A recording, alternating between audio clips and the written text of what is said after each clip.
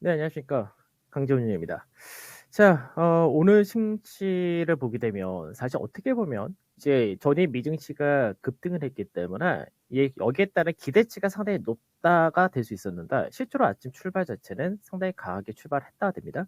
다만 지금 현재 시장을 보게 되면은 그 상승폭을 상당히 많이 축소를 한 그런 모습인데 거래소 같은 경우가 지금 보게 되면 이제 3,000포인트 사실 왔다 갔다 합니다. 그래서 이제 지금 현재는 0.3% 조금 안 되는 상승을 보인다 그런데 중요한 게 뭐냐면 이제 거래 대금의 증가가 필요한데 현재까지는 거래소 같은 경우는 거래 대금의 증가가 부족하다. 그러다 보니까 상승 종목 수와 하락 종목 수가 비슷하게 형성이 되어 있고요. 코스닥 같은 경우는 좀 더 상승이 강하다 되죠. 그래서 현재는 0.7% 정도, 1,010포인트 정도 되는데 거래 대금이 코스닥은 상당히 많다가 됩니다. 그래서 상승 종목 수가 거의 790개 정도, 그리고 하락 종목 수가 530개 정도 되는데, 자, 생각을 한번 해보죠. 어제 미증시 연준회의가 우리가 이제 시장에서 예상했었던 뭐 테이퍼링을 가속한다든지, 그 다음에 인플레이션에 대한 일시적인 문구를 없앴다든지 여러 가지 있었죠. 그래서 결과적으로는 이제 연준에서 시장이 예상했던 매파적인 정도만 딱 나왔다 됩니다. 그러다 보니까 불확실성이 해소되었다 이렇게까지 연결되는데 사실 미 연준 회의에서 우리나 증시에 얻어야 될 건 사실 딱 두 개밖에 없었습니다. 뭐가 있었냐면 실제로 이제 미증시 같은 경우는 이제 테이퍼링을 가속하고 이제 양적 완화를 더 빨리 감축함으로써 이제 성장주에 대한 수혜를 봤었던 이제 유동성이 축소가 된다는 부분이 해소됐기 때문에 미증시는 기술주 중심의 강세가 나왔고 이 부분이 어느 정도는 시장에서 지난주 금요일부터 약세되었었던 성장주들이 반등하는 계기를 만들었지만 제일 중요한 건 뭐였냐면은 사실 국내 증시에는 외국인들의 매수가 재개가 되느냐 사실 이게 중요했던 거죠. 그러니까 12월 달부터 국내 11월 말 끝나고 나서 12월 달부터 지수가 강하게 반등을 할 때 이 반등의 주역이 누구였냐? 외국이었던 거죠. 그러니까 외국인들이 시장에서 국내 증시에 대해서 다시금 매수를 재개를 해주느냐 이게 중요했던 거고 그리고 또 한 가지는 뭐였냐면은 환율입니다. 그러니까 환율 자체가 어저께도 이제 주요 라인대 살짝 넘어갔다가 종가상으로는 이제 1186원 이하에서 마감이 되었었는데 그럼 결국은 환율 1185원에서 86원이라는 자리 때는 저항으로 인식을 했다는 이야기고 그리고 또 하나는 이 달러가 강세로 가는 구조가 안 나오느냐 사실 이게 중요한 거죠. 앞전에도 말씀드렸지만 달러화 같은 경우는 실질적으로 테이퍼링을 한다기 전 또는 금리 인상 한다기 전 이때 먼저 강세로 선반영이 되고 오히려 발표가 나온 이후에는 하락하는 그런 형태를 보여주는데 이 부분이 어저께 나왔다는 것이 가장 중요하다고 보시면 됩니다. 그러면 지금 현재 해외 증시 같은 경우는 중국 증시는 0.3% 정도의 강세를 띠고 있고 일본 증시는 또 미증시와 더불어서 같이 1.5% 정도의 상당히 강한 그런 흐름을 보여주고 있고 그다음에 미선물도 마찬가지로 아침에 출발할 때는 강세를 보였다가 지금은 0.03에서 0.09% 정도로 소폭의 강보합 정도 좀 내려왔다 이렇게 되는데 그러면 국내 증시가 지금 현재 외국인들이 매수가 들어오느냐 이 부분을 먼저 따진다가 되면은 외국인은 거래소에서 매수가 잘 들어온다가 됩니다. 다만 시장에서 외국인들이 선물에서 매도를 하는 부분이 있었는데 이 부분이 프로그램 지금 현재는 베이시스가 마이너스 0.47% 정도로 조금 약하다 되긴 하지만 이 부분에서 프로그램 매도만 나올 뿐이지 실질적인 기간의 매도가 세게 나오거나 그런 부분은 없다가 된 거겠죠. 그다음 코스닥 같은 경우는 외인들의 매도는 거의 없는 상태에서 오히려 기관에서가 성장주 중심, 그러니까 최근 들어서 성장에서 가장 하락이 컸던 쪽이 뭐 2차 전지라든지 게임을 중심한 메타버스라든지 이런 쪽이다. 이쪽에서 강세를 보여준다 되면서 결국 서로 혼조세를 보여준다 정도 이렇게 보시면 되겠죠. 자 그러면 한번 따져보죠. 달러 인덱스를 한번 보죠.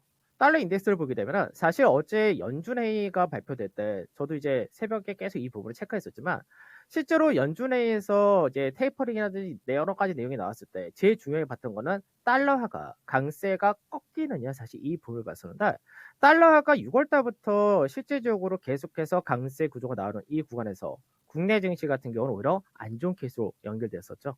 근데 결과적으로는 11월 달에 고가를 만들었던 자리대에서 결국 저항을 인식하고 소폭 약세로 마감되었다. 이 부분이 굉장히 긍정적이다. 이렇게 보시면 되는 거고 이제 아까 환율도 말씀드렸지만 환율 자체가 1186원이라는 자리대를 넘어가면 약간 골치가 아파질 수 있는 부분이다. 이 부분에서 우선 저항을 막고 소폭 내려왔다까지 생각한다면 이 역시도 무난하다. 이렇게 보시면 되겠죠. 그러면 이제 시장에서 중요한 게 뭐냐면 그 외국인들이 이제 이렇게 매수가 들어오고 환율 자체가 꺾이는 그림이 만들어졌다면 이제 향후 우리가 연말과 연초 시장을 생각할 때 불확실성이라는 부분은 거의 다 제거가 되었다 되죠. 그럼 이제 중요한 게 뭐냐? 지수가 좀 더 탄력 있는 상승을 보여주고 윗자리로 가기 위해서는 거래 대금의 증가가 필요하다. 이렇게 된 겁니다. 그러면 지금 현재 왜 시장에서 아침에 갭상승 나오고 보합권 근처까지 내려왔다가 다시 현재는 왔다 갔다 하느냐? 사실 이 부분이 중요한 건데 대형 지수를 볼 때 대형 지수가 이제 결과적으로 현재까지 보게 되면 연초 이후에 상승폭이 가장 작은 케이스가 됩니다. 다만 11월 달 하락 이후 12월 달부터 반등은 또 제일 강한 그런 위치가 되는데 대형 지수를 기준으로 할 때는 이제 2,900이라는 자리대가 추세를 돌파하고 지지를 받아주는 자리이기 때문에 실제로 이 2,900이라는 자리대를 어제와 그제 계속해서 지지를 받아줬던 거고 2,934포인트 전후 이 라인대가 앞전에 박스권 하단이자 최근에 박스권 상단 자리이기 때문에 이 자리 때 지지를 해주면 굉장히 좋다가 되는 겁니다. 그러면 지금 현재 차트적인 부분에서 대형 지수 차트를 좀 보게 되면 대형 지수가 아까 말씀드렸던 이 부분인데 지금 대형 지수 아침에 갭상승이 나왔었던 이 가격대를 보죠. 그러니까 아까도 말씀드렸듯이 앞전에 박스권이라고 할 수 있던 자리대가 2,934포인트 이 가격이죠. 그러니까 현재는 이 가격대에서 살짝 왔다 갔다 한다 정도 되는 것이고 그리고 2,900이라는 자리대가 추세 돌파 지지를 받는 자리였다. 그러면 결과적으로 본다면은 지금 시장에서 박스권이라는 자리대를 아침에 갭으로 올라탔다가 그러고 나서 지금 지지를 받아준다는 관점이죠. 그리고 또 하나 시장에서 우리가 앞전에 하락할 때의 흐름을 보게 되면 이평이라는 부분이 5일선과 21선, 61선이 이제 밀집이 되었다가 이때 방향을 아래쪽으로 튼다 되면서 역배열 확산으로 연결됐던 그런 과정이 있던 것처럼 지금 현재 5일선 자체를 현재는 지지를 받아주느냐 여기 있는 것이고 61선이 그동안 계속해서 하락했던 부분이 이제 행보로 바뀌면서 21선이 이제 올라타는 과정에 들어온다고 되겠죠.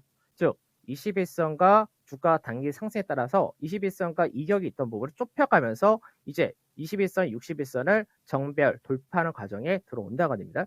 그러면 이제 내일 정도 되면은 이 부분이 확인이 될 텐데 결국은 무슨 얘기냐? 시장 자체가 그동안의 하락 역배열에서 이제 정배열로 가는 그 초입 구간에 들어온다. 이렇게도 볼 수 있는 것이고 차트적인 부분에서 마찬가지로 박스권에서 전체적으로 만들어 놓고 돌파 지지 형태를 만들어 간다. 이렇게도 볼 수 있다는 얘기예요. 그러면 시장에 대해서 지금 현재 오늘 강세가 일부 성장주 쪽에 강세 뛴다 해서 나쁘냐라고 할 필요가 전혀 없다는 얘기가 됩니다. 그러면 이제 우리가 5장에 생각할 때는 뭘 생각하냐? 우선 큰 그림적인 부분에서는 연준의 결과에서 국내 증시에서 피했던 거는 외국인의 선물 매수 재개와 환율 하락을 확인하기만 하면 되는 거였다. 이 부분이었고 지금 현재 외국인들이 베이시스적인 부분이 약하다는 부분은 실제로 선물에 대한 매도 부분인데 외국인들이 오늘 장중에 선물을 가장 많이 팔았을 때가 딱 지난 목요일날 만기 이후로 샀던 물량 정도만 축소가 되었다. 딱 이 구조입니다. 그래서 이왕이면은 이제 선물 지수 자체가 393포인트 정도 수준에서 마감하는 것이 좋고 그 대형 지수가 2935포인트 즉 박스권의 상단 자리 정도를 안착해서 막아주는 게 제일 좋다 정도.